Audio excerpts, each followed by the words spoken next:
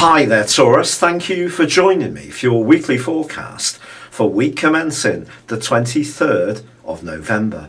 The emphasis has really firmly switched to resources, particularly long-term resources.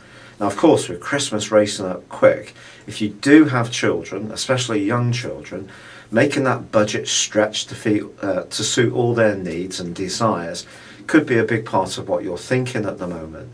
But just in general, where you've entered, this part of your situation is really going to be affected very deeply by the role of Saturn. And Saturn's asking you to really be very in charge, on top, in control of your long-term strategy. Of course, being a Taurus and being ruled by Venus, you have a natural love of the good things in life and like to spoil yourself with those creature comforts.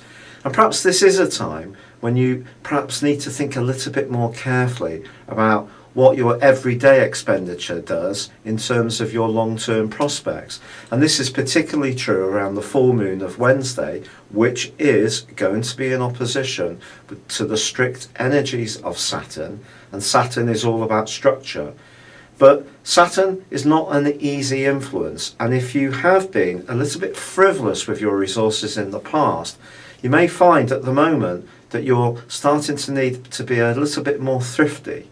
Also, with the Sun and Mercury having moved into this location too, and Mercury in a conjunction with Saturn this week, you really need to be very much on the ball. So that means not taking things for granted, really scrutinizing things into the absolute minutiae, into the detail, so that you're absolutely sure how much everything costs you. And if there is any part of your expenditure you can drill your costs down around, do use this opportunity to do so. However, if you've got a long-term hope or some kind of dream for your future, it could be that it's going to be challenged quite strongly this week if it's not going to stack up from a more practical and financial viewpoint. Or if you need to interlink with someone else and their attitude is not as grown up and mature as yours when it comes to handling resources. Or perhaps it's them who's pestering you to be a bit more careful. So the give and take that comes from the 8th solar house is going to be very much to the fore. It's not just what you're doing that's going to count.